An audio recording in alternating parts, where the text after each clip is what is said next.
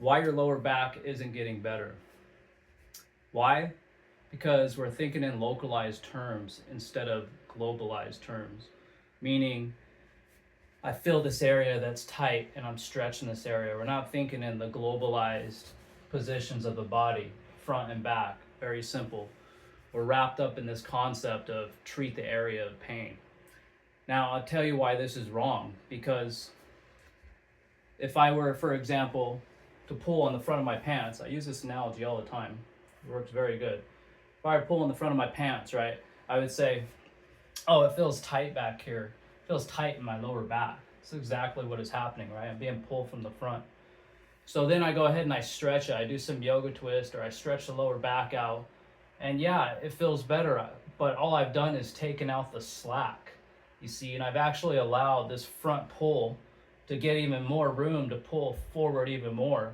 So all I've done was giving my body the illusion that it felt better by taking out the slack. In all reality, the pull is coming from the front, right? So just by taking out the slack right here, it feels better for a little bit. So we say, oh, well, it must have worked because I feel better. And then, of course, it gets worse a couple days later, a week later, it just goes right back because we're not going after the source, right? So we need to stretch the front of the body. The anterior chain is what's short, not just these muscles.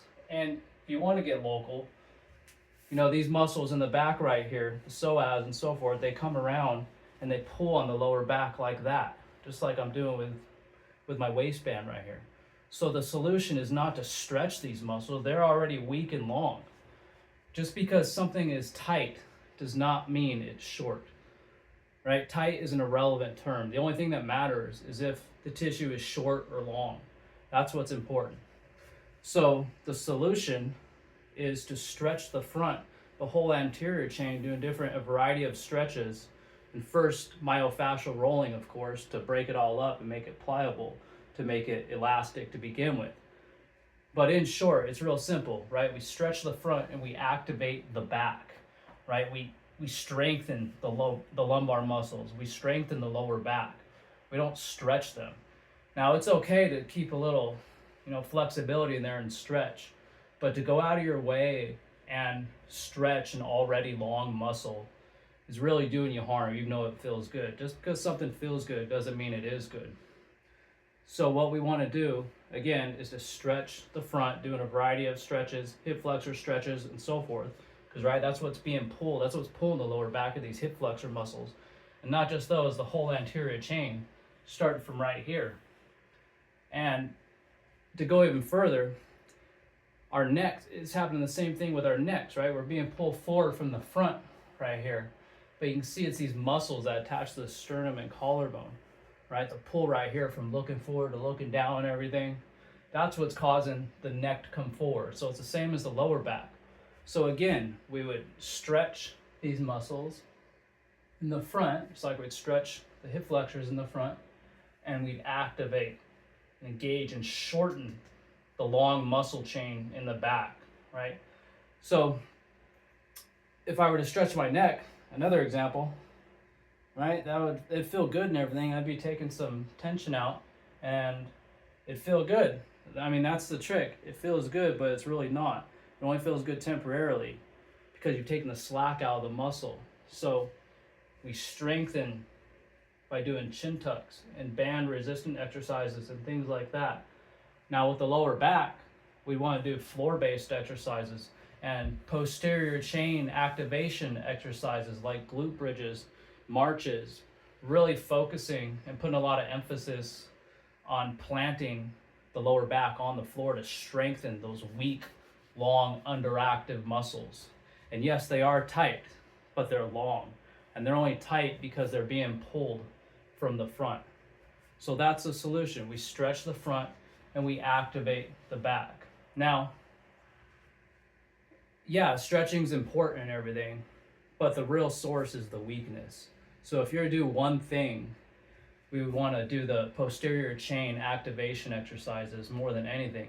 Because when I'm doing hip extension exercises on my back, I am indirectly stretching these hip flexors at the same time. So I'm really killing two birds with one stone.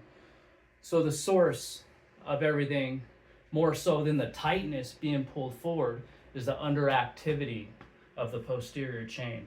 That's really the key. So those are the most important things to take care of. And I'll show you on my diagram here. To make it really simple, right? This is long, posterior chain. We want to activate it. And this is short, the whole front of the body. And why is it short? Because everyday life of a human being, first, we're forward walking beings, so we're walking forward and we're pressing against gravity, so we're really short to begin with here in the front, just by facing forward and walking forward. We're not walking backwards. I've never seen anyone with a short posterior chain, even though it might look short. No, it has to do with the anterior chain in the front. Second, modern day living, we just sit too much, so we're always in this sitting position, right? It kind of feeds that dominance, excuse me. And another thing, I'm just looking at my phone right now, right? That's doing it right now, just by going like this and shortening everything up. We're always looking down at something. We're driving a car, whatever. So again, we activate the back, we stretch the front. Now, people ask me all the time, is yoga good and this and that? And being a corrective exercise instructor, yeah, I do incorporate some yoga stretches, definitely. But a good example is downward dog. Now, I love downward dog, right? It's a great stretch. It feels good. I love getting my downward dog calf pumps, a great warm-up stretch. But to go out of your way and spend your day in downward dog and a whole exercise, what are you doing? I mean, you're really increasing that dominance, that anterior dominance, by being in a hip flex position, and you're lengthening this long tissue in the back by stretching it, and it feels good. But that's what's going on. So that's not a good long-term solution to your problem, doing stretches like downward dog. And again, it's okay to stay active in that stretch. I love it, but do not go out of your way to lengthen tissue in that position. A better one would be arching quadriceps stretch or something like that, right? Where the hip flexors are being stretched, or bow pose, something like that, or a good hip flexor stretch against the wall. But more importantly, again, is to activate the posterior chain. Spend your time doing mat-based exercises where you're working your glutes and your lower back is planted on the ground. So I hope that helped. Now, I have this book, The Muscle Meridian Management System, and we just don't talk about the front line here. Let me give you a better view. Front line dominance and going into each individual muscle. There's a spiral meridian as well, right? This is fascinating stuff. So there's cross sections. I got this information from Anatomy Trains and I really built on it. It's really accurate. And someone dealing with long-term muscle imbalances, this is just vital information, right? You go to a physical therapist and he's just going to treat the spot of pain, the origin.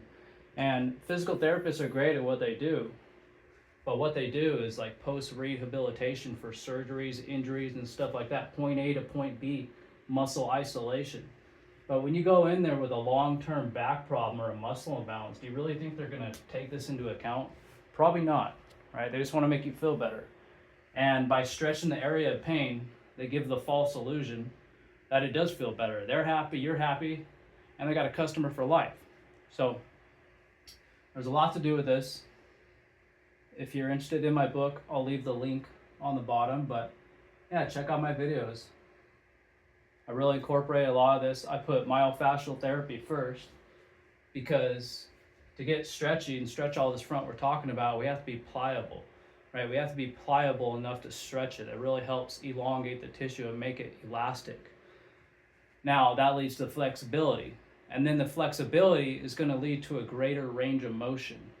And the range of motion is going to lead to proper muscle recruitment activation. And that's going to get us moving right, squatting, standing upright. So for example, if I'm squatting down right here and I'm not able to go all the way down and I'm limited by my range of motion. Now what would increase that would be first to make my tissue pliable, make it flexible and stretchy, and that's going to lead to the greater range of motion. And now when I come down and do a squat, I'm using my glutes and my hamstrings rather than feeding this forward dominance and just feeding my quads, stuff like that, and increasing that hip flexor shortness. So I hope that helped. And you know, my history, I come from a lot of back pain, a lot of issues, postural, especially just growing up as a child.